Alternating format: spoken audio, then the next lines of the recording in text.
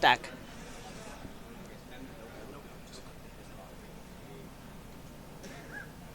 The way we looked at it across the board, this one's a pretty important one. We believe Dilks to be a strong favorite in Modern.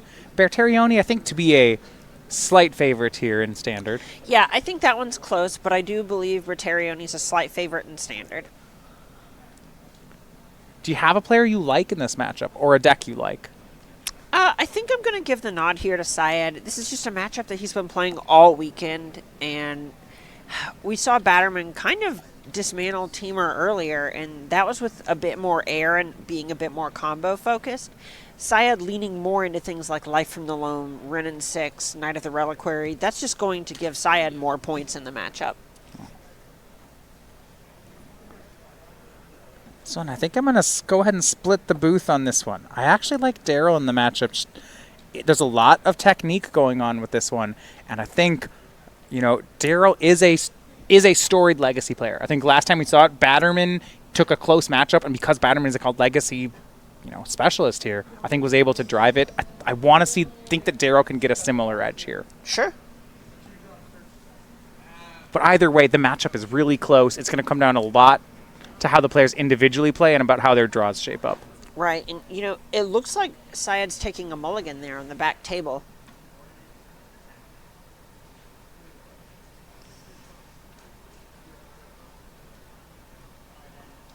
Yeah, Syed down to 6 here.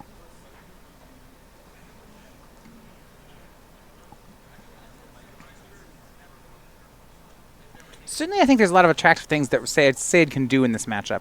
A turn 1, Mox Diamond land, Mox Diamond fetch land, Wrenn and 6, get back the land you discarded to Mox Diamond. Ooh. That is gross. Yeah, that's a strong start and one that is going to just naturally beat up on what Daryl has if he doesn't have something like a Force of Will immediately, because then Daze never does anything. Spell Pierce probably doesn't do anything. Wasteland doesn't do anything, and that's just the backbone of these Teamer Delver decks.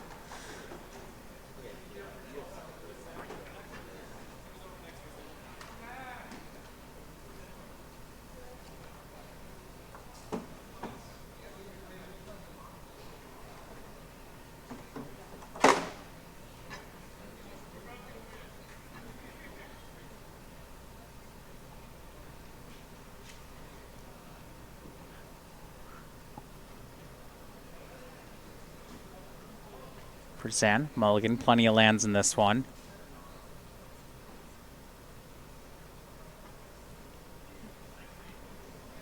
See our other two matches already underway. Giant stack of artifacts for Rosh and Eapen. Usually a sign of good things.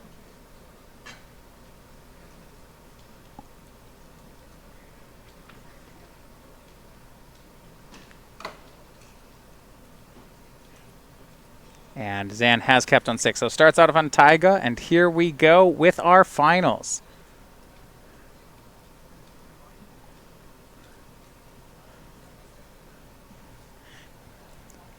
Zan's deck just 2 basic lands in it because he has that red splash. Does make him a bit more vulnerable to wastelands. We start off with 2 lands. Now, I'm a bit surprised to not see more action early on, especially from a non-blue deck. And, there's a point where I see a Swords to Plowshares and a Life from the Loam in Zan's hand here. So this is just him taking a more reactive stance here.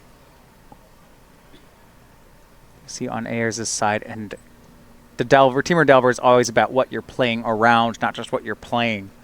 You see a fetch land on turn 1, doesn't crack it. Turn 2 plays a fetch land and a Delver of Secrets, and you start to wonder things like, did you just draw that, or was this the plan all along? Yeah, and because Ayers has Stifle, I have to imagine that that's what he's representing here. Is there something specific he's looking to stifle? Well, before, it was any lands that Syed might have, but because Syed has just gone natural dual land and a natural dual land, that's less likely. Wasteland the pickup here for Syed.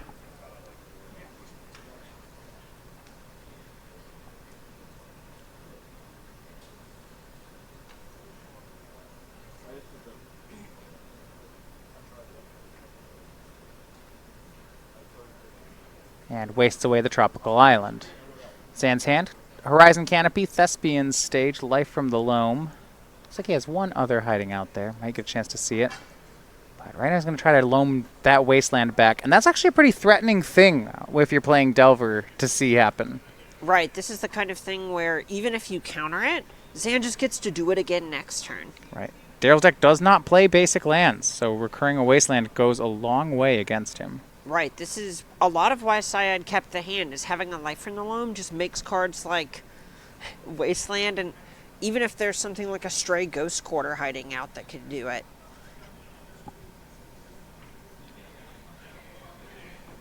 Back to Ayers we go. It's his own Wrenn and 6. Well, that certainly is a way to combat a wasteland. You just keep getting your own lands back. Right, right.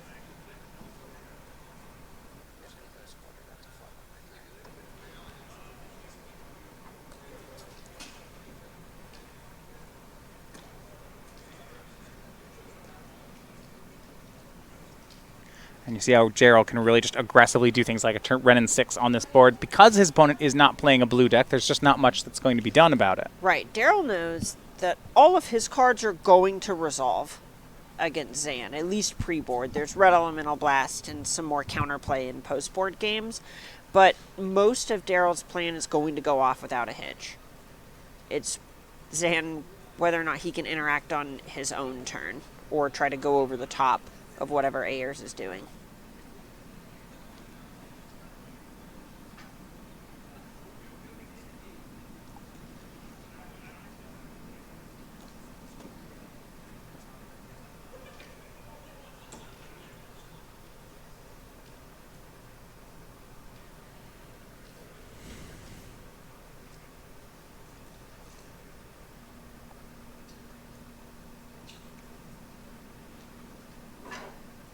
Thespian Stage up the front. So yeah, Elvish Reclaimer now the play here for Zan. Makes Horizon Canopy.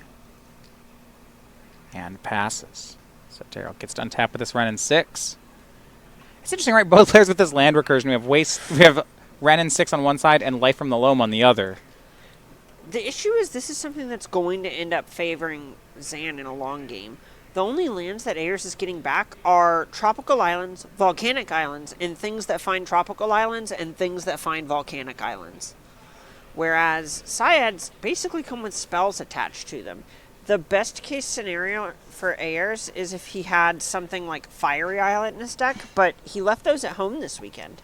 Yeah, I mean, one thing we saw last time in this matchup is if Daryl can get Wrenn and 6 all the way to Ultimate and start retracing things like Stifle. That's actually really difficult for Zan to deal with. Look at this dredge. See dredges. 3 lands, including a Tranquil Thicket and a basic land.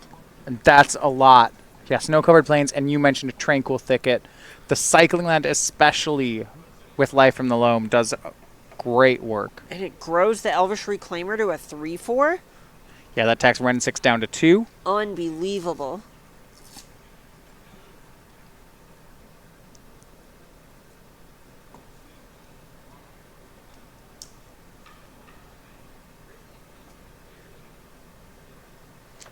Green Sun Zenith from Zan. It was for X equals 1. That means Daryl can spell snare it. He will. Now, is Syed just stuck in a spot where he had to choose whether he wanted to play around Spell Pierce or Spell Snare? Another daze picked up from Daryl. His hand almost all lands. Wrenn and 6 back up to 3, finds a fetch land. Daryl says go. It is 2 days, and that might be 5 lands. Oh, no. I mean, this is kind of the problem with Wrenn and 6 is you need to have a way to convert what's pretty close to blank cardboard into other resources. Without a brainstorm, getting a bunch of lands back is not going to be very good in your 1 and 2 mana spell deck. Elvish Reclaimer attacks down the Planeswalker. And if Daryl's hand is just 2 dazes and lands, I think they're going to get ugly here. Wasteland from Zan. Is he going to start going to work? Remains to be seen. 3 mana. He'll go for Knight of the Reliquary. That's going to get dazed. See, yes, Zan pays. As a matter of fact, I will tap my land. Thank you for asking. And Daryl's going to do it again. It's a rough spot because this is not a great situation for Daryl, but he just can't let Knight of the Reliquary resolve. No, and honestly, 2 cards from Daryl's deck is a happy exchange for a Knight of the Reliquary, especially at the point that it's a 3-mana 6/6 with the abilities that it has.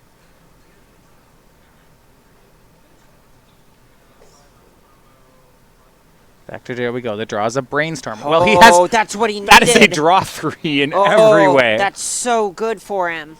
And can he get 3 spells? Yeah, you see just how fast he puts those hands. Says, "Hey, we're in business." All right, puts 2 lands back. just 3 more in the hand. Don't worry. We'll draw the next Brainstorm, and it'll be fine. Yeah, finds one of the tropical islands he put back. I believe he put back the last trop and the last volcanic island. Oh yeah, so now there is only a volcanic island as far as fetchables go in the deck.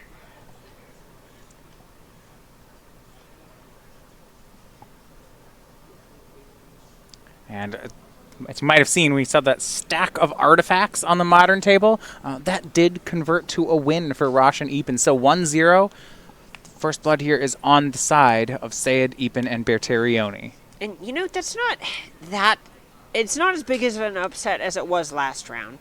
So Eapen's on the play and does have a more combo-oriented build of the outcome deck. That's to say, a faster version of the deck. And Daryl, one of the cards he picked up off that draw 3 was a Tarmogoyf, so that'll block Elvish Reclaimer. That's a nice pickup here. Now, still a lot of things to deal with. Reclaimer can find a Dark Depths. There's still that Loam Tranquil Thicket going on. And maybe another Knight of the Reliquary in Zan's hand. And it is. I think that's bigger than Tarmogoyf. I'm no expert. Yeah, you know, and it's... if it isn't yet, 4, it's going to be. 6, and 6 is bigger than 5. Yeah, okay. It is bigger. Yeah, ways to deal with a Knight of the Reliquary. So Daryl's list, there's a lot to like and dislike about it. It is a stock list, and by that I mean there's very few one-ofs. Instead of that, he's cut most of them just to play more copies of the core cards. So the downside here is I don't really know how he gets past a Knight of the Reliquary. Yeah, no, this is not good for Daryl. Zan, is that another Knight of the Reliquary off the top? Ooh. And yeah, Daryl just says, yeah, I really can't do anything about this. And that looks like a scoop, so Zan Syed takes a game 1, and now they're up 2-0. Gotta be comfortable with such an early lead in a finals like this. Yeah, especially when we mentioned that we thought Standard was the match that they had were the favorite in. Right. And they win the other 2. Oh, that's gotta feel good. I feel like, if anything, here's how Amusum, what are we going to call him? Amusum is thinking about things. Okay. Dilks is likely favored in his match. But then there needs to be some sort of upset on one of the other 2 tables. Okay. I know you put Ayers as a favorite here. Well, but after that game, I mean, certainly not anymore. Not enough of a favorite that I think down a game he's still a favorite. And I think that game just kind of illustrated what goes on, where if Ayers doesn't have the Delver into Daze into Wasteland you out of the game draw, right, it's just can be really hard for Ayers because Elvish Reclaimer is kind of a threat on its own. It's its own 1-mana 3-power thing. And Knight of the Reliquary just kind of commands the battlefield. This is the story of what that card's done against Delver for the better part of a decade now. So if we look at sideboards, I want to talk about Daryl's first. They definitely improve on sideboarding here. 3 Submerges should all be excellent against this deck. Submerge is so good. You can even get tricksy with it, where if Syed goes to, say, activate an Elvish Reclaimer or a Knight of the Reliquary, you can respond and then put the Reliquary back on top of the deck, and then it shuffles away. And really good trick. Oh, yeah. So normally I would think that would give Daryl some edge, but Zan has shown up with some good stuff for this matchup, too. He's got 2 copies of Choke and 2 Red Blasts. Choke is absolutely wonderful in this matchup. So is Red Elemental Blast, Pyroblast as well, by extension. And even past that, it feels like Syed just really wants to stick 1 or 2 big creatures and then ride them to victory. So how does Daryl... I don't know that he actually has a way to answer a Choke on the board. He doesn't... You know, it's a green enchantment, so his blasts don't do anything about it. No, he's really looking to just counter them. Force of Negation is Does he have to keep Force of Negation in this matchup? Well, Force of Negation is not that bad. It still hits Green Sun Zenith, which is a bunch of virtual copies of Knight of the Reliquary, and it actually exiles Life from the Loam. Okay. Which is, that's very, very real. We saw that last game where Zan was kind of able to just jam an early Loam for not a ton of value because dredging it had a bunch of value.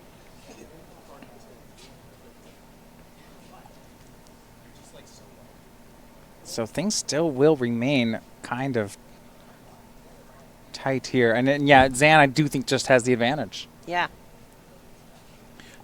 So talking about the chairs we have in the feature match area, they are brought to you by Carnox.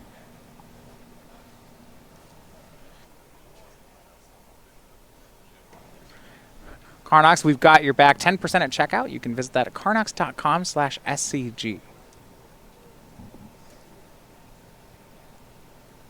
It's no go.carnox.com. No. It's a chair. It's for sitting, not for going. So is it sit.carnox.com? No, don't type that in. That will not go where you want it to go. Oh. Or sit. What about where you want to Carnox? Well, you'd have to ask them. They're in the feature match area. Oh, that took me a second. What? No, they're not. Oh, the chairs. Whoa! All right, so both players actually get deck lists face up here for sideboarding. So Daryl's actually going to know about the chokes, which I think that's interesting because it talks about, you know, we were talking about sideboarding Force of Negation. Maybe he wants to do it, maybe he doesn't, but he gets to be a bit more informed about the decision now. Right, and I think a lot of what he's going to do is something to the effect of cut Spell Pierce, bring in Force of Negation. Because that soft permission is going to be worse against the Mox Diamond deck.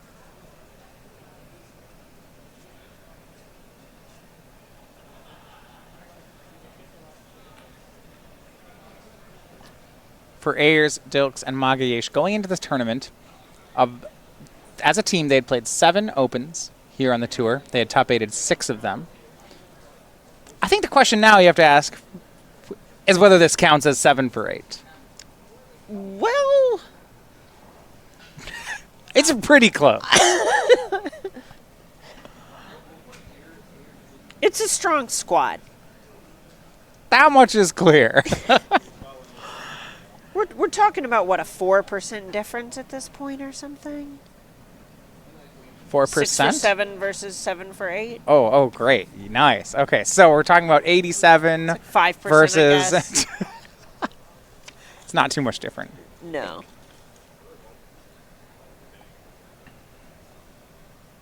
It's like, what, 2%? You're the math person? Well, it's 14%. It's 80... Yeah. It's 86 versus 87.5. It's not too much different. It's 2.5 much different.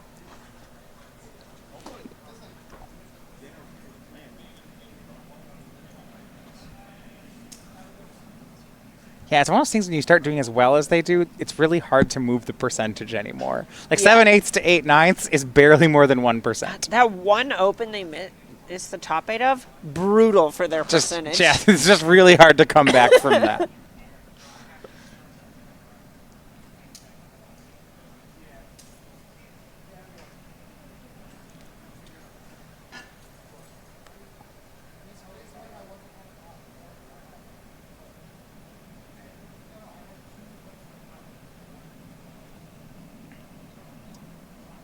Eapen and Dilks in game 2 already. Syed and Ayers starting it. Golos deck still doing Golos things.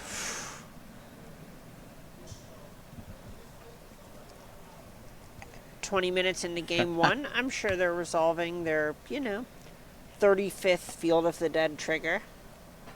Eventually, all the matches end up on Golos. Give it enough time. It's the true end game of this open. You either die a Golos fighter or live long enough to see yourself become part of the Field of the Dead.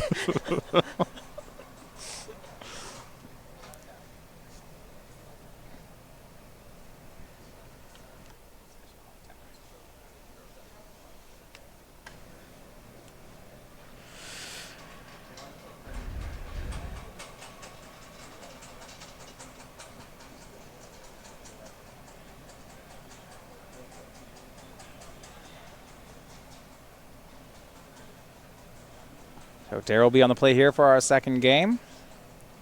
That is going to benefit Daryl more than being on the play is going to benefit Zan. Generally speaking, just because that's going to let Ayers say stifle while on the play or develop a threat before he starts having to react to what Zan is doing. That's the absolute make or break of these Delver strategies because they aren't really designed to go long. They're designed to develop a threat and pressure the opponent while knocking them off balance just enough to actually put the game out of reach.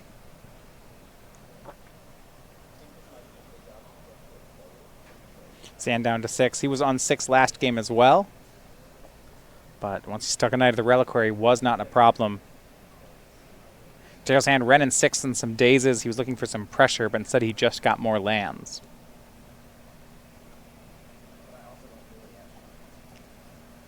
And that's kind of the problem sometimes with a card like Wrenn and 6, where it's just adding a land to your hand each time if you don't have anything to do with the mana itself or immediately have a brainstorm to put it back. You just end up taking several turns off.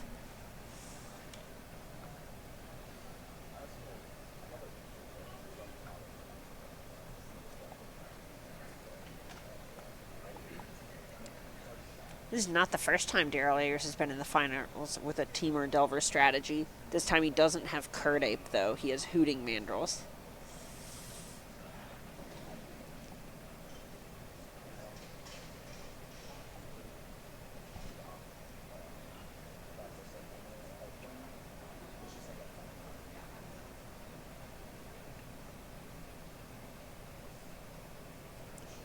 We see Choke at the front of Zan's 6. How do we get this onto the battlefield? I'm not usually one to try to give advice to the competitors, but Yeah. you should probably tap 3. Tap 3. Oh, okay. All right. One of them needs to be green. That's the key step there. Ooh, is Actually, that is another that- Choke at the back? It might be a Ramanap Excavator, but I think his hand, I think it's just like lands and chokes. Yeah, I thought it was Random Excavator, 3 lands, 2 chokes. It's got a plan.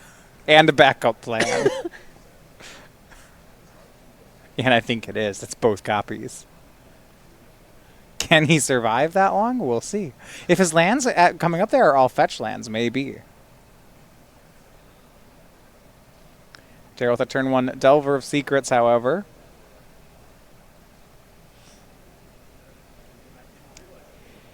I think this is just going to be a sorcery speed fetch from Zan to respect Stifle. That's nice. They do have face-up deck lists, and Daryl is playing a 4 Stifle build.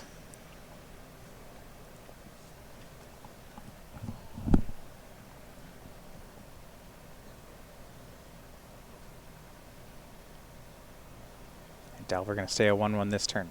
Tax Zan down to 18.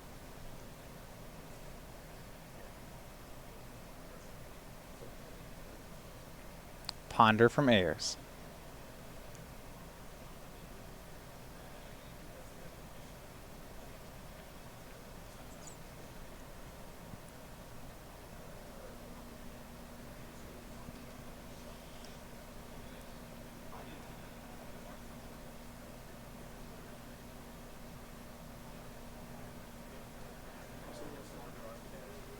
And we have our last Game 1 result in John Rosum on Bant Golos.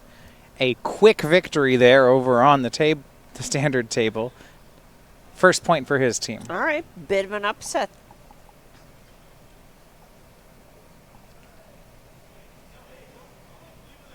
Back to Zan we go. Getting closer to those chokes. It's going to be a wasteland, and he passes. And I like what Zan's doing here. He's bridging his way up with lands that Daryl won't target with Wasteland. Right, you know, playing another Wasteland. Daryl's welcome to target it. Yeah, you can try to waste it if he wants. Of course, if Daryl has the Stifle, then you could might do it. Wasteland the Wasteland and then just stifle Zan's Wasteland activation. Yeah, but then you lose. You're still 2 for 1-ing yourself there. Yeah, and it's tough to say if you do that, but with Zan not doing anything on the first couple of turns, it could just be the way where Daryl, rather than trying to fight the card advantage fight, is just trying to stymie Zan's development. Certainly the more attacks he gets in with Insectile Aberration, the more we're going to start to see him do things like that. Exactly. I ponder from Daryl, but it's going to be a shuffle.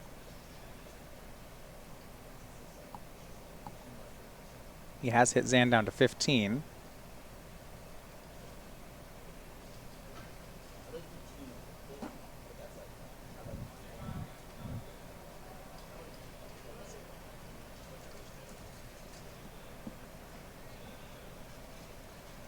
And passes. Ren and 6 the draw for Zan. And my other question is, does he just start going for these chokes? It was the game plan. Yeah, and it's tough because Ren and 6 is the kind of card that you almost just want to try to use as bait here, because as wild a sentence as this is, choke's just more powerful. Here's choke. First attempt at it. All right. This is Zan just saying, show me. I like this from Zan. Don't get too fancy about it. Daryl brainstorms in response, tapping an island. Okay. Maybe things are going really well here.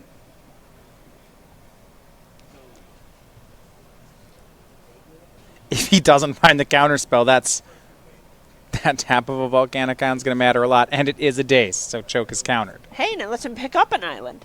Okay, can reset it. Go back to 0, attacks in and puts Zan down to 12. Doesn't even untap the insect elaboration. Here's another Delver.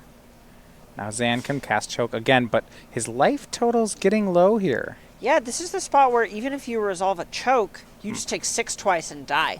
Right. And there actually is Force of Will and 2 Submerge in Daryl's hand as well. That just covers so many things from Zan.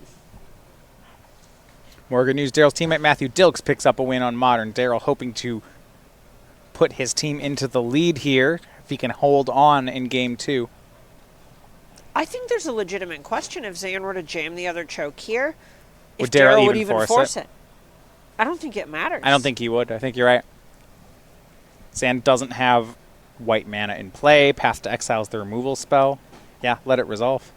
Yeah, and 12 is actually a wild number where 6 is a 2-turn clock, but even if Delver doesn't transform, then it's just a 3-turn clock. So Zan's under some very serious pressure here. Second choke with Wasteland up. Can pay for the days, but now we're going to see the answer to the question you'd mentioned. I think you're just supposed to let this resolve. Yeah, it's scary. Right, just fight over things like swords to plowshares. It resolves, and now Zan's going to use that Wasteland to go after a volcanic island. Or rather, to go after the fetch land. Well, that's interesting because is the top of the deck known right now? It might be the 3rd card on a ponder. No, because he brainstormed. And Daryl lets the fetch land get wasted. So, back to Daryl's turn. A transform, Zan down to 6. Okay, Zan. I don't actually know how Zan gets out. Oh, no, is that a bolt? Yeah, Daryl has a bolt and a Force of Will, and Zan's at 6. I don't see how Zan takes care of this. And he doesn't. So Daryl picks up a win. Their team was down 2-0, but now is up 3-2, and Daryl sends the legacy match to game number 3. Yeah, I think what Zan maybe needed to do in that last turn was play Ren and 6 to try to shoot down the 1/1 Delver of Secrets. Daryl had a Force of Will, so I mean, there's a point where, nothing's getting through a Force of Will, right? But as far as things that don't just kind of leave him dead on the battlefield, that's one of them. So they look back toward the sideboards. Now things are evened up. Daryl and Zan going to 3. Matthew Dilks and Roshin Eapen going to 3. If those matches split, it will then come down to standard, where Rosum leads Bertarioni 1-0. And that last game is one that kind of shows how important it is for Daryl to be on the play, because he was making all of his decisions that game while playing from ahead. Whereas when he's playing from behind, he's having to both hold up mana to react to what Zan is doing, while also trying to find a pocket to develop his threat and begin pressuring Zan. There, Daryl only had to do one thing with his mana, and that's such a big deal.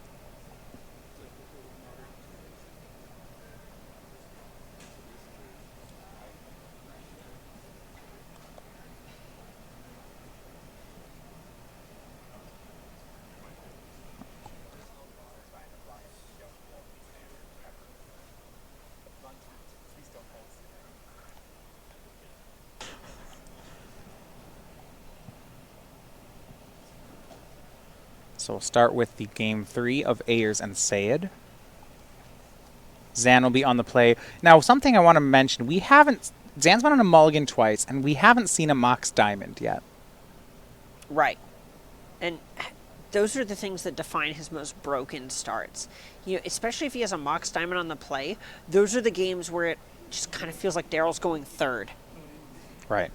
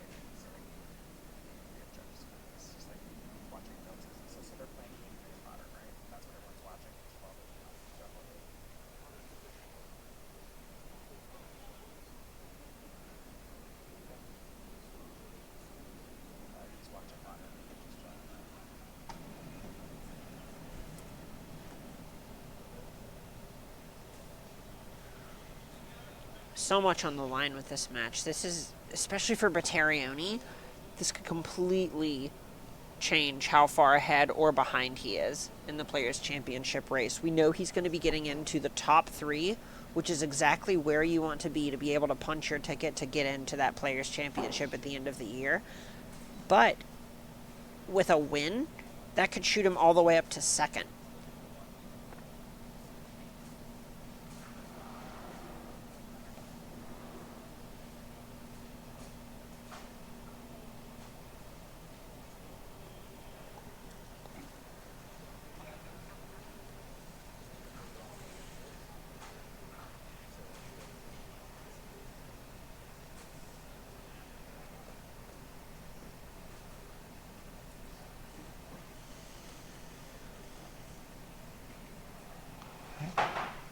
Zan, we have a keep on the play. Daryl, a keep on the draw. So here we go. Game number 3. Zan for the first is going to be leading off. His first 7-card hand of the match. First 7-card hand of the match. What we saw in game 1 is that if Zan can stick a powerful 3-drop, Knight of the Reliquary or Choke, those are going to be the games that he's able to win. He's just a little bit bigger than what Ayers is doing, and he wants to capitalize on that fact. So hitting land drops is the most important thing for him. Starts on Elvish Reclaimer. Daryl's side had a Force of Will, not going to force that. And he'll go for Delver of Secrets. So threats on both sides.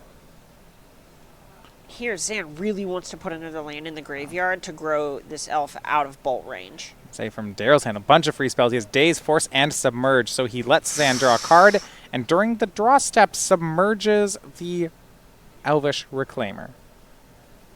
And not much to be done about that out of Zan's deck. That'll just happen. Yeah, not at all. I love this here. Even with the Mox Diamond, Xander, if he has land Mox Diamond, Daryl has both a Force of Will and a Daze to counter anything like a possible Knight of the Reliquary. So Mox Diamond. Thespian's Stage discarded here. Looks like Sylvan Library in hand. Zan's first going to play a Daze Proof Swords to Plowshares. Just trying to play things safe. Completely understandable. All Zan wants to do is extend the game where possible.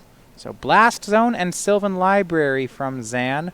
Will Daryl Daze or Force here? I don't think he can let this resolve. Yeah, it's a tough spot. I believe I would be inclined to daze. This isn't the kind of thing you want to be dazing Yeah. most of the time. Well, he's going to force, and I think the reason here, forceful pitching days, right? So pretty strange, because he has Renin 6 in his hand. Right. This is the kind of play you would make if you have a card that you need to spend 2 mana on. And a big one, Daryl, a big reward. So he has Renin 6, and his draw for the turn was Wasteland. That's, if you're going to get that Planeswalker into play, that is the land you'd want to see here. Okay, does he have the land for the Renin 6? He does. Fetch land, finds Volcanic Island. And, you know, I have a feeling this Renin 6 is going to find a fetch land.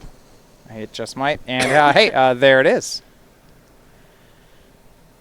So, shields are down. Daryl passes back. He knows the top card's Elvish Reclaimer. That's not one he's scared of. Knight of the Reliquary would be a problem. Oh, yeah. Choke? Unclear. That would be pretty interesting.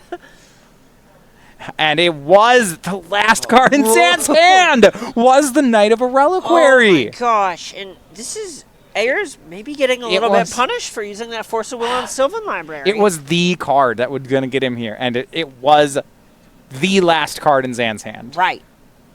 Now the question is, can Daryl find another Submerge? Those are his answers. He's going to start with a Ponder. It doesn't look like it's in the top 3. And as a result, Daryl's going to shuffle. He needs a Submerge. If Zan untaps, this Knight becomes an even bigger problem. Right.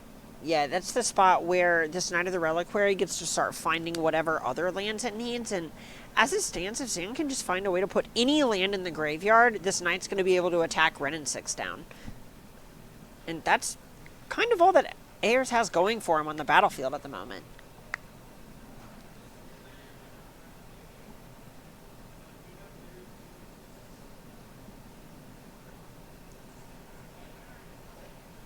I find Stifle. So cantrips might send him digging again.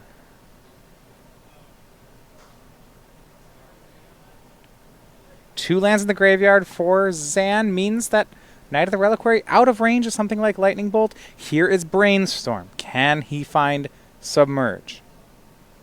3 cards he does not. It's Delver.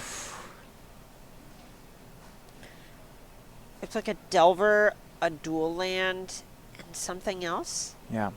So if he can't remove it, maybe he has to try to race it. Delver of Secrets could be the way. That is a tall order. Yeah. But, you know, what other option does he have?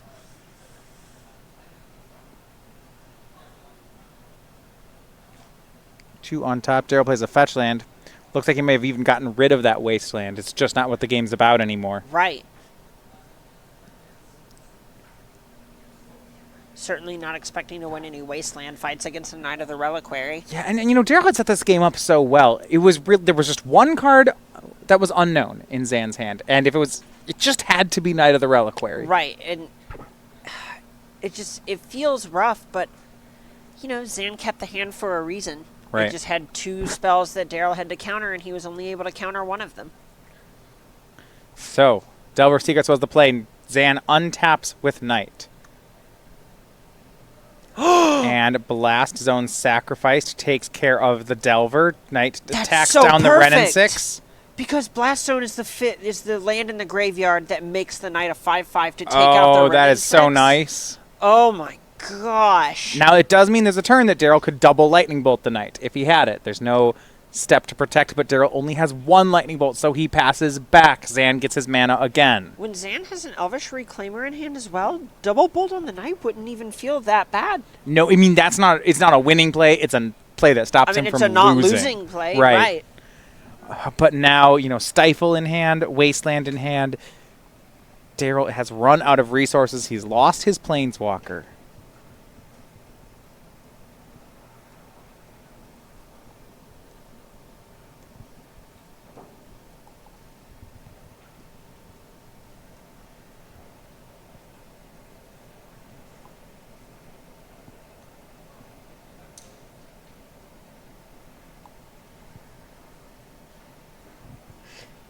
Daryl's just trying to think of the way that he stays in this game from here.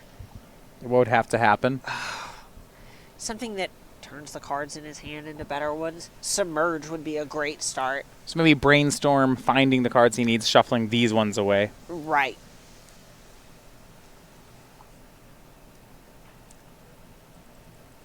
Elvish Reclaimer, and you see it on Daryl's hands there. It's just, yeah, Yep. this is all resolving now. This is what it's come to. Yep. He's hit bound to 13. He'll cast a Delver. Play a Wasteland, says go.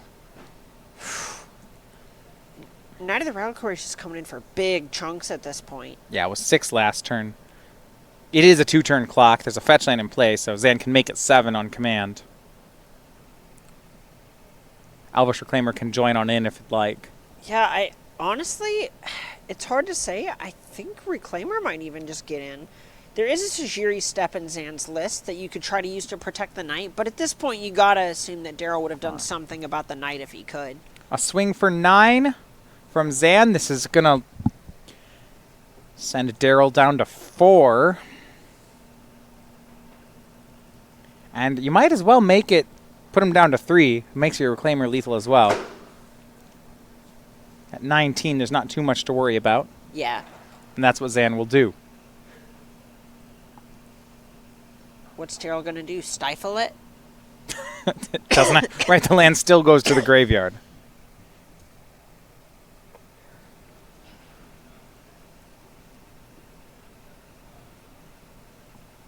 Finds Dryad Arbor. Beat downs. He just wants to get the last point in with the Dryad Arbor. But no, it is a swing for 10. Daryl drops to 3. And there is the Submerge that he wanted. Is it too late? It might be. Oh, yeah. This is ugly.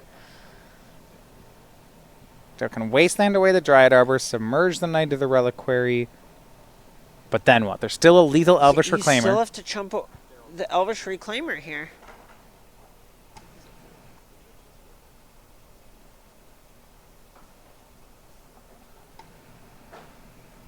Which looks like it actually will correct here. Daryl is at 4 on the attack. So it is possible that that is a way back into this game. You submerge the Knight of the Reliquary, hit that Dryad Arbor. You really don't want to chump block this Elvish Reclaimer, but it's hard to imagine another way that you win. Daryl says go. A draw from Zan. Did Zan draw the step? Oh my gosh. Wait, that's actually really bad for Zan if he did that. Oh no. So normally the Knight of the Reliquary would use Sajiri Step to protect itself, but now Zan, he did draw Sajiri Step, tries to give the Knight of the Reliquary protection from blue, and now the Submerge is going to work. Is there possibly a trick here? Probably not one that gets through Stifle. Oh, that's true. I mean, there's still, and you see red elemental blast on the Submerge, and that's just going to do it. Last card in hand, the red elemental blast. It's twice, and you see on Daryl's face, like, twice he had Zan red down to 1 card, and twice it is the last card he wants to see. Oh my god. First was Knight of the Reliquary, then it was red blast. So, our first match done. Zan say a 2-1 winner. Their team now 1 game away from the trophy as we shift over to the modern match. They're still in Game 3. It's Rosum, Eapen, and Matthew Dilks. If Eapen can pick up the win, that'll be it. Right, and Eapen is on the play here.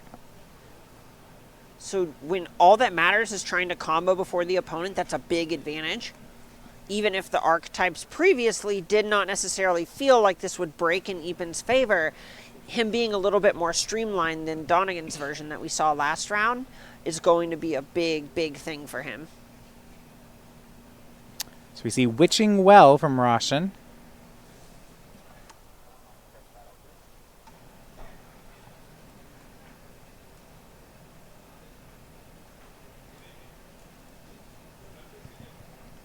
And Witching Well is part of what actually helps this matchup so much, is it just gives it more velocity. And a pair of Game 3s now. John Rosum drops Game 2 to Bertarioni. So that is the last win they can give. If either Rosum, Eapen, or Bertarioni wins Game 3, that'll end the tournament.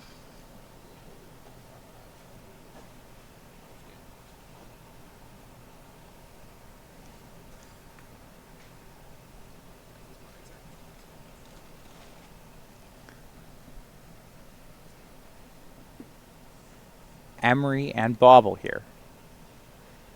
And, we see a paradoxical outcome hanging out in Eapen's hand. If he can find a copy of Urza, he's in a great spot to just go. He really wants to find an Urza, and he really wants to find a way, like a token producer. Something like Saheeli or Sai. But this is a great start. Bauble checks the top card. It's Primeval Titan. All right, there's a Primeval Titan coming. Dilks deck plays this card. It's called Primeval Titan. He has one in his hand now. And what I do like on Bertarioni's side is he's dodged some of the faster starts from Dilks. He goes towards Astrolabe. Finds another Mox Opal. A lot of mana here. Looking for maybe a paradoxical outcome. Something to give him just a little more value here. Get to see the cute trick here, more than likely, where you have an Astrolabe feed a not snow mana to make it a snow mana to cast an Astrolabe. Right. Yeah, he did draw another Astrolabe here, but that is right. That will actually let him cast it.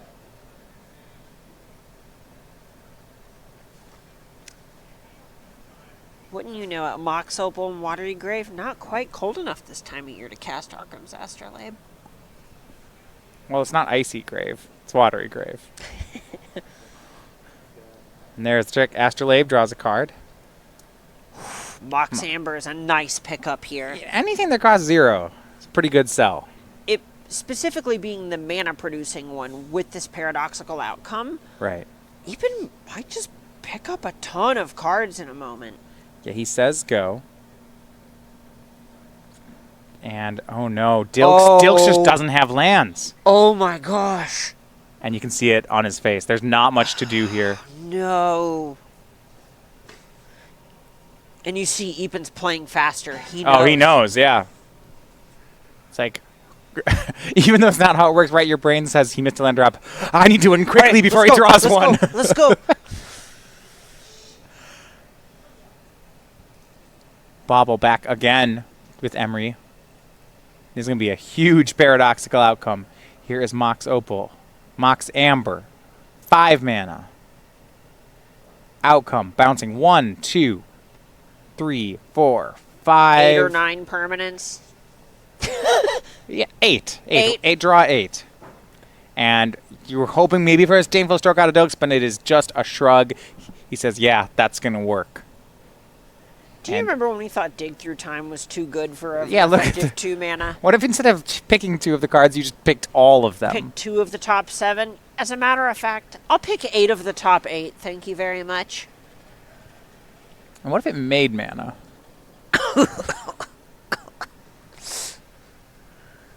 Paradoxical outcome here from Eapen. A huge grip of cards. So he'll start by dumping all the 0 mana ones back onto the table. Opal taps for mana again. Can he make his way all the way to Urza mana? He might. He has another Opal in hand. Right. Can't use Mox Amber for mana anymore because he picked up the Emery. Just give it a second. So 1 mana from the Opal, 2 manas from the Opal. Here's Saheeli. Oh, Mox Amber works with Saheeli. So now he has a mana. He does have an Urza. Make that 2 Urzas in his hand. I don't know that he can get to them this turn, but they'll be good next turn also. It's a hard knock life sometimes. And now the servos start coming to play. Our Colin Roundtree's joining the battlefield. Here is Mishra's Bauble, another Mishra's Bauble, 2 servos. And you can see it, that he's getting closer. Here's Witching Well, another servo. Scry's 2 lands. Hard not to imagine those aren't going on the bottom, but you double check the hand. Turns out when you draw 8 cards, you usually have enough lands for next turn. And you're right, both are sent to the bottom. And look at all these artifacts. Next turn, all of them will make mana for Urza. Oh my gosh. And just the construct itself that Urza brings along, going to be something like a 10-10. So I think next turn, we just see Saheeli -1, turn one of these servos into a construct and just hit for a huge amount of damage. Yeah, and, it's so hard to imagine Dilks making it out of this. Maybe engineered explosives off the top. Engineered explosives on 0 is probably his best play. I agree. Right. You know, he just has to watch. Draws there. Finds Simic Growth Chamber. That makes 2 mana. Can he make a Titan here? Is it even good enough? It's a Zusa. Okay. So that's 2 mana. 4 mana. Castle will bring it up to 5 to 6. So he can Titan this turn. That's 6 and bounces Castle. Is he going to turn And this here's around? Titan. It's going to be close. I don't know. It might still be too late. But if anyway, it's going to happen this way. It's Slayer Stronghold, Boros Garrison. He's out of land drops. This is going to let him kill Saheeli. That's big. Yeah, even if all the servos block, it's still going to kill Saheeli. What a turnaround. Absolutely right. So Titan's an 8/6 haste. Trample. It attacks. Here's another trigger. He still has to bounce a land off that Boros Garrison. It's probably going to be the Slayer Stronghold. Like it might have been the Slayer Stronghold. Yeah, you see that's back in his hand. He's just playing it as known information. And this is really neat. The Saheeli... I mean, he has to remove the Saheeli, right? Oh, you absolutely. Attacking for 8 when Eapen's at 18 just literally could not matter less.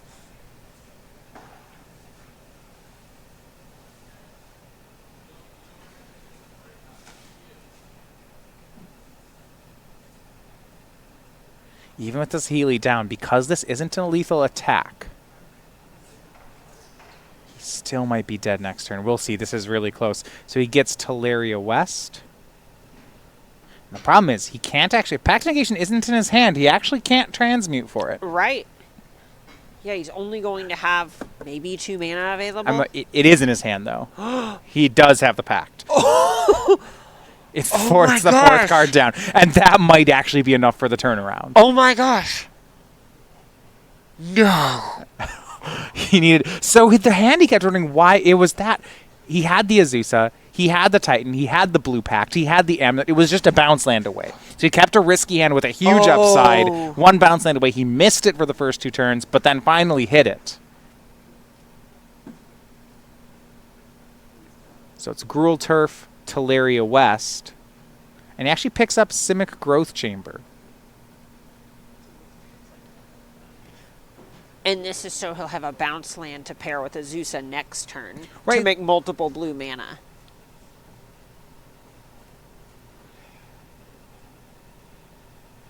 If he's expecting to have to pay for the Pact anyway, he wants to make sure that he can just have the untapped Growth Chamber. Yeah, actually, if he has to pay for the Pact, he'll have to overpay based on this mana here. You can't make double blue without making 6. Sure. But that's not really the concern. So here's some bauble triggers, checking those top cards. Titan does attack down Saheeli. And back to Eapen we go. He would need enough mana to cast 2 Urzas. He has 2 Urzas. But I don't know that he has No, 8 mana. I don't think so, because Mox Amber doesn't tap for anything without Saheeli on the battlefield. He has 6, maybe 7. There's another Mox Opal in hand. So 3 draws steps off all the baubles. And wait, that might... If that's an Opal... It is. So 5, and if he has... No, the Amber's still right. The Amber's not mana. Right. I say if the Amber was mana... Well, Emery will make the Amber worth mana, but he had to spend a mana to get it. Oh, he might not play around the Pact of Negation. So here's Arkham's He doesn't know Astrolabe. it's there. Draws its Engineered Explosives. That actually doesn't help. There's still a lot to be desired. It's not an auto win for Dilks, even when he untaps. So, if Eapen goes for this Urza and it gets countered, does he have the ability to maybe EE on 1 to take out Amulet and turn off Dilks doing anything else next turn? Yeah, I mean, if you get rid of Amulet, I still don't think he has enough mana for all that. Another blue mana for another Astrolabe. Eapen's got to be careful. I have to remember that Amber does not make mana. Right. He's now used his land drop.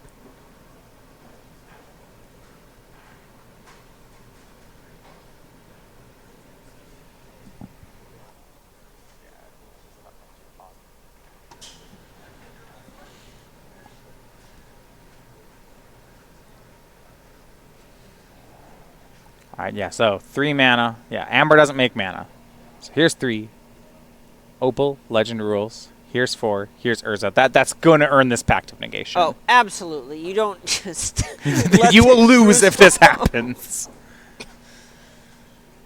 And Pact takes care of it. That's going to be all of Dilks' mana tied up, but that should be it for Eapen. No more mana in his hand.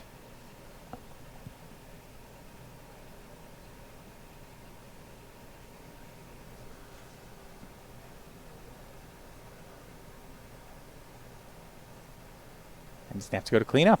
Discards Prismatic Vista. Wow. So, upkeep. All the mana is tapped for Dilks. Now, here's the hard part. It's not a free for him to deal 18 this turn. And as far as setting up a defense to the second Urza, Dilks only has 1 Pact of Negation. Maybe Engineered Explosives on 0, but I don't actually know how much that cleans up. I guess it hits the Opal and all the servos. It's not bad, but I don't know if it's good. It also hits Mox Amber. Yeah, it's So there is a point where if you do hit all of the Moxen and most of the artifacts, you have to wonder how effective Urza actually is. Yeah. It's interesting. There's a pact of Summoner's Pact in Dilks' hand. And with his land drops and Azusa, you can make 6 mana and make the Titan, but you can't give the Titan haste because Slayer Stronghold is already in his hand from last turn. Right. If he had left the Slayer Stronghold in play as opposed to one of these... Well, I guess he needed both the blue mana. There was no way to do it. Right. I was going to say you could copy it with Vesuva if it's on the board, but this is a lot of moving pieces. I don't think he has a way to get the full damage in here. No, I agree.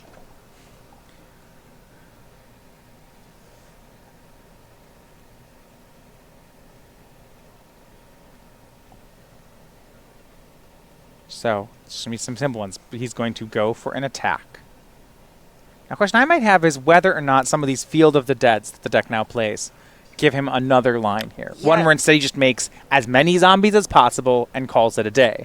It depends on if he's planning to bounce the same land with Azusa over and over, because that's the point where you might not actually have enough different lands to make that happen just yet, and just have to wait another turn to do it.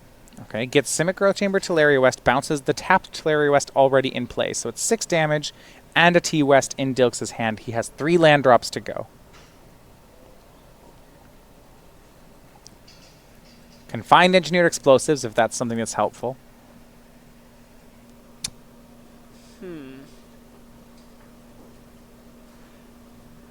It's probably his best transmute. He already has Summoner's Pact in hand. You have to imagine that that's what he's going for. And that's what he'll do. Transmute here. Explosive's going to come up. Doesn't really make sense to transmute for a land because Titan would have gotten it. And there are the explosives. So first land drop, Simic Growth Chamber. That untaps.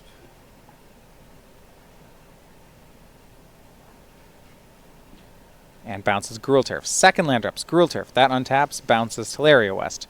Third is a castle. 6 mana. No more land drops, but another Primeval Titan. Ooh, bouncing that castle ends up paying off big, and Breeding Pool lets it enter the battlefield untapped. Right. Well, so does Amulet of Vigor, but you know. Right, that actually entered the battlefield the normal way. All right. Another Primeval Titan. Now there's enough lands that Field of the Dead comes into play.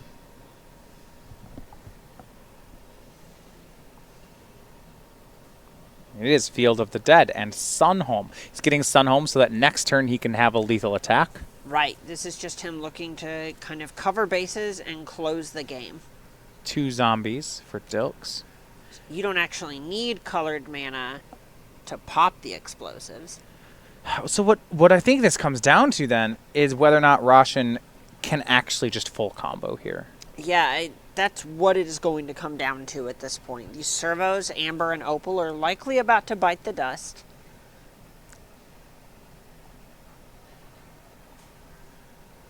And that's certainly what he wants to do on this turn, is just clear away as much as he can. Right. As much as he can hamstring Roshan's mana, he just needs to survive to his turn. Now, if he was going to do he might that... actually wait, so... Yeah, he would have done that before making zombies if that was the plan. Right, so... He might just wait until there's something like an Urza in order to try and just maximize the value that he's getting from this engineered explosives.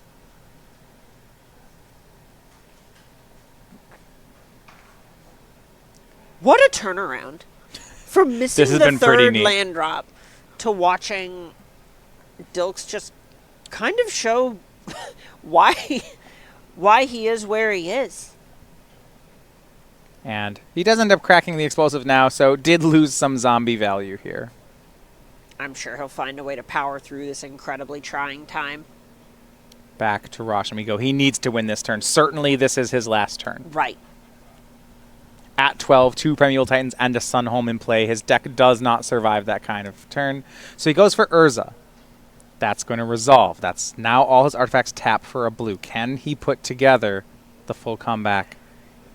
All right, step 1. Prismatic Vista. So he needs to get up to Nexus of Fate mana. Seems to be the key here. Right, that is what he would need to happen in order to win from this point. And right now he has 4 mana total. So Astrolabe is mana neutral, draws a card. It's Everflowing Chalice. That's another mana, but that might be the end of it. Oh. He has Engineered Explosives as another mana. Okay, so activate the Urza. Shuffle your library, exile the top card until end of turn, you play it without its mana cost. If it was Nexus of Fate, that would win it for him. Right. But it is Psy. Oh. I don't see that. No, I think that was the last try. Right. Well, no, actually, no, this is a Wait, respin. this is Psy. Hold on. This is a respin. A 0. You're right, 2 Thopters, a 0, so now it's 6 mana. Theoretically, actually, each of these can just draw cards instead. That might be better. Instead of tapping 5 things for 1 look. So 1 blue to cast Emery, mills the top 4. Paradox Outcome, there was the Nexus, so Nexus goes back into the deck. Just good deck thinning. But eventually he's hoping to do the Temporal Aperture part of Urza, right? That 5 mana ability. And then he needs to just hit the Nexus of Fate. Well, here it comes. Here's 5 did. Dilks cut him to it. It's to another Urza. I don't think that's it. No, he extends the hand. Dilks with the full comeback, but you had to sweat it there through 2 spins there. And Matthew Dilks 2-1. So he keeps the team alive.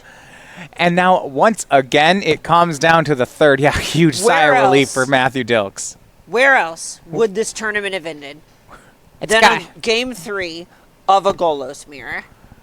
So that's Jeremy Bertarioni and John Rosum. John wanting the trophy here. Bertarioni really trying to push his way up that leaderboard. A lot on the line for both players.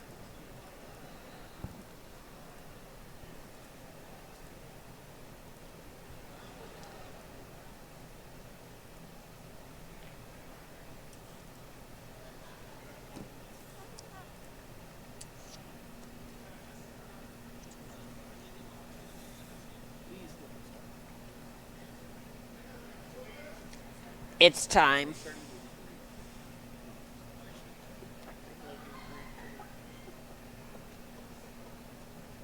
So, breeding pools to start.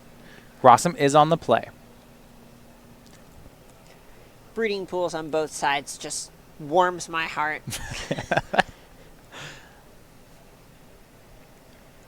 And Rosum starts both players now just playing the mirror here. Field of the Dead on each side. They've got a plan. They're going to make a lot of lands with different names. Once Upon a Time, for free. It's the first spell of Rosum's of the game. How late do you want to go here? There's another Field of the Dead in these top 5. That's tough. There's probably a point where...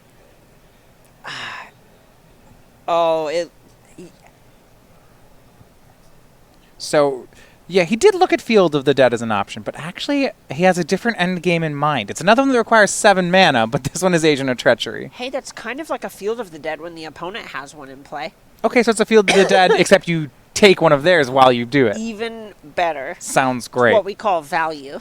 Temple Garden and Beanstalk Giant going on an adventure here for Rosum.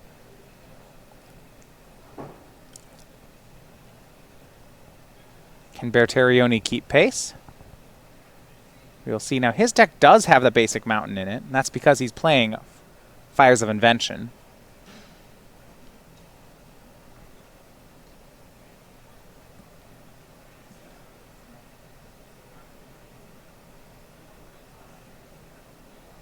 And he has his own Beanstalk Giant to send off on an adventure.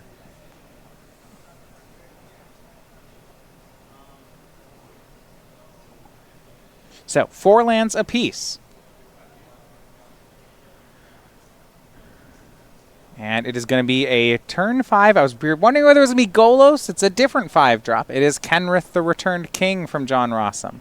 1 copy in the main for him. Gotta feel pretty relieved if you're on Bertarioni's side. Yeah, we've seen this card be exceptional in the late game, but maybe not so much in the mid game. But speaking of mid game, here's a card. Fires of Invention. This is the Mirror Breaker. This is why Jeremy played this deck. He plays it on 4, and then the second copy goes for Circuitous Route. This is what his deck was about. This is both good and bad if you're on Rosum's side, because if Bertarioni is casting the Circuitous Route before making a land drop here, it's because he doesn't have a land drop. Which, on one hand, sounds good, because that means no zombies from Field of the Dead, but it's kind of frightening because there's this Fires of Invention, and you know Bertarioni is sitting on gas. 5-minute damage. Bertarioni down to 15. And you're right, it can cut both ways. Now, what Bertarioni's deck does, 4 copies of Fae of Wishes in the deck. There is a Fires of Invention going on. That can do some pretty scary things. Oh, absolutely. There's basically an entire wish board for Bertarioni here. You know, and some of them very good against ramp decks. Unmoored Egos in the board. On this board, you know, Nicol Bolas Dragon Gods here. If there's a Fae of Wishes in Bertarioni's hand, it's going to be hard to beat.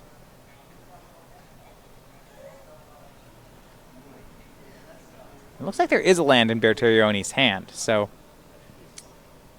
It's an awkward position where there's an Agent of Treachery in Bertarioni's hand where you want to steal Field of the Dead before you play this land, but you can't play the Agent of Treachery if you don't play the land first. At some point, does he have to worry about just stealing Kenrith? It's a 5/5. It's doing something. Yeah, and Kenrith is one of the things that when you have a Fires of Invention, you just get to sink so much mana into this card while also playing a normal game of Magic.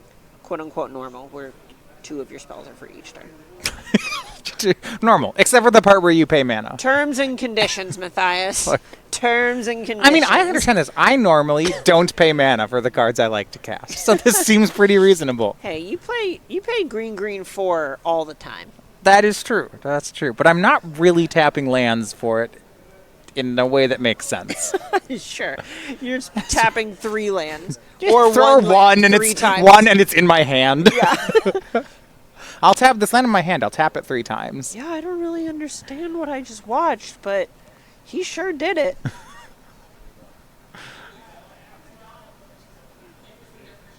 So land 7. Simic Guildgate gets 1 zombie. Agent of Treachery is his first spell. Will he steal a land? Will he steal a Kenrith? Looks like and you could tell, like, that's what they were discussing before he made the play. Now he makes the play and is thinking, wait, is this, which one's the one? It's a Veil of Summer. Doesn't matter. Veil of Summer. He'll steal nothing. He'll get a 2/3. In the immortal words of British philosopher, William Wonka, you get nothing. Is it even short for William? That's the part of that whole story. It's like... So, last thing though, Fae of Wishes goes on an adventure.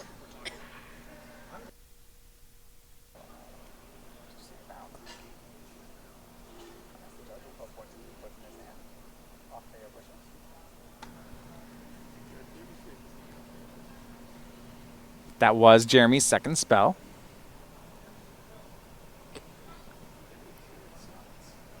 Looks like he got the card Shared Summons.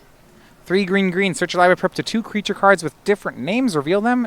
put them into your hand and then shuffle your library. Hard not to imagine this doesn't find Agent of Treachery and Golos. I like those cards. They are good here. That will lead to many Field of the Dead triggers. Oh, yeah. It's a big field. You don't want to know what put all these zombies there. Zombies. Circuitous Route from Rosum. Can they get 2 more zombies? No red mana. They can't have haste.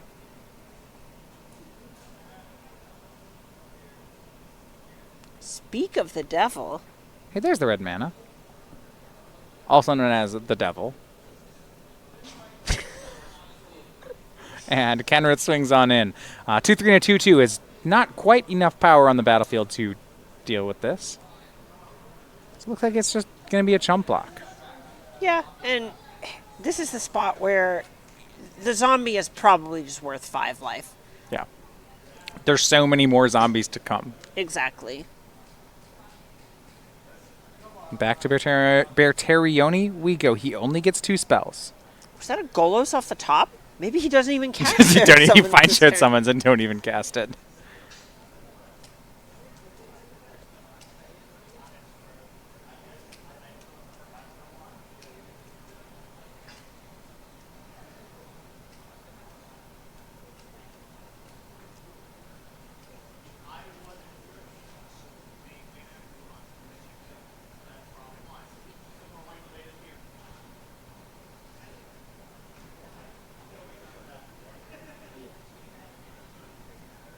So, has to pick the 2 spells he wants for the turn. And there's so much to think about here. Shared Summons in particular. Like, we defaulted to saying Golos and Agent of Treachery, but Kenrith is no slouch. Hydroid Crisis, you don't want to cast it for free, but that's just a ton of cards.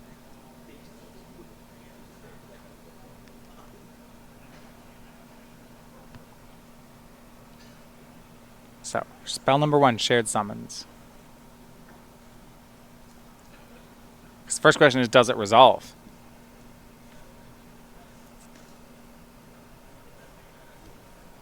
Agent of Treachery feels like it just has to be one of them here. Absolutely. Best card in your deck. Well, Field of the Dead's the best card, but Agent of Treachery is a Field of the Dead, so it's this whole thing. It's your opponent's Field of the Dead. Agent and Golos. So, no, and Kenrith. No Golos. That telegraphs that he's planning to steal the Field of the Dead, not his opponent's Kenrith.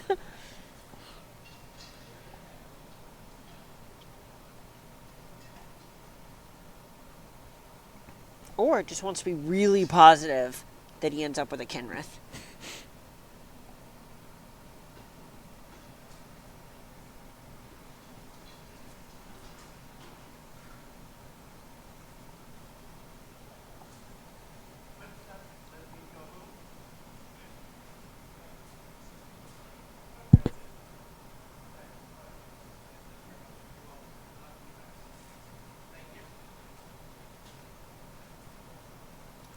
Agent of Treachery is the second play. Is there a Veil of Summer?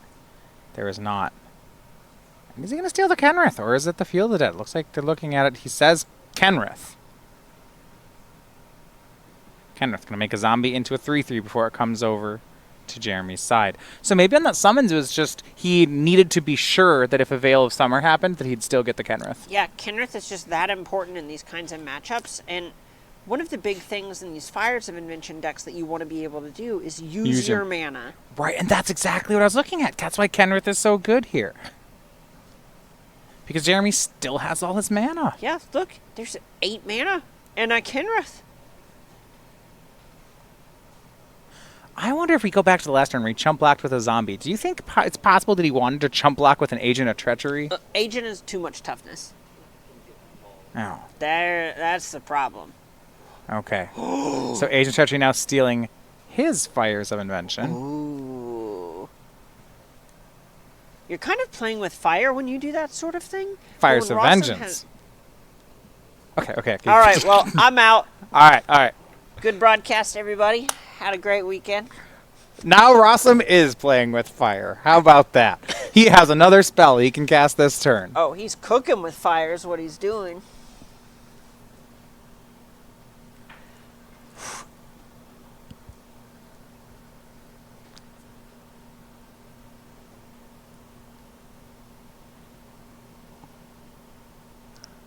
And now Bertarioni's allowed to play on Rosum's turn.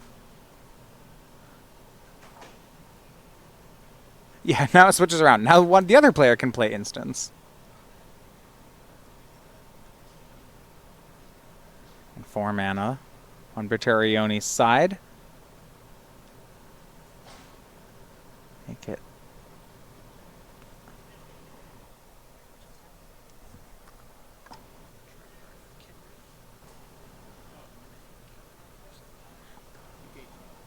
So second agent was going to steal back the Kenrith. So drew a card and gained 5 life, but now all the cards are back on Rosum's side.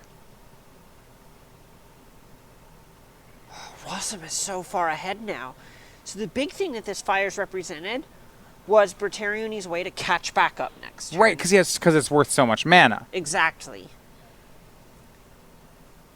But now that Rosum has stolen all the cards back, he holds all the cards. Let's see. Rosum's trying to figure out where he wants to put this +1 counter from Kenrith, because theoretically the agents could bounce off of one another, or he could kill one, but it's kind of risky to kill them. Right, does he actually want them in the graveyard?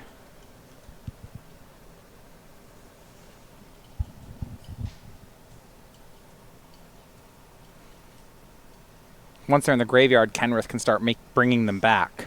Right, so as it stands, there's 8 coming across, and making that 9 is probably going to be the make or break when you're attacking in chunks of 2. So putting someone to 11 here, and then presumably having all of the pumps on the battlefield that Rosum does next turn, every point coming across really, really counts. I mean, if you really didn't want to put an agent in the graveyard, he could have pumped his opponent's agent. Ooh. But I do like this. 9 damage comes in. Zan is down to 11.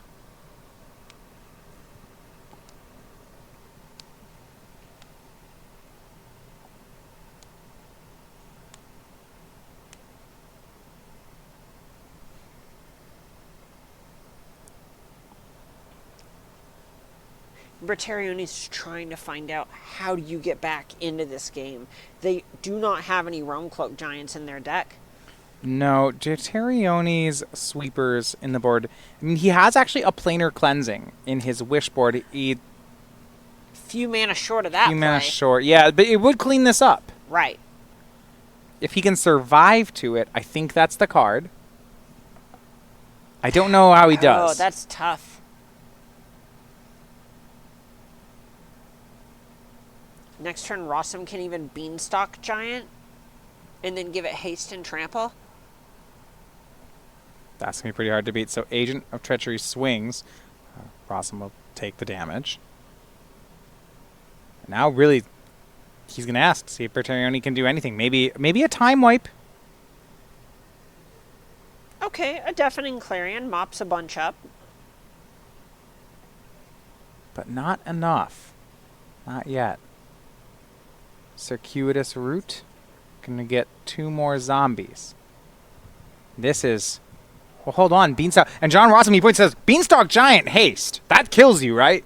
And I think it does. Is that it?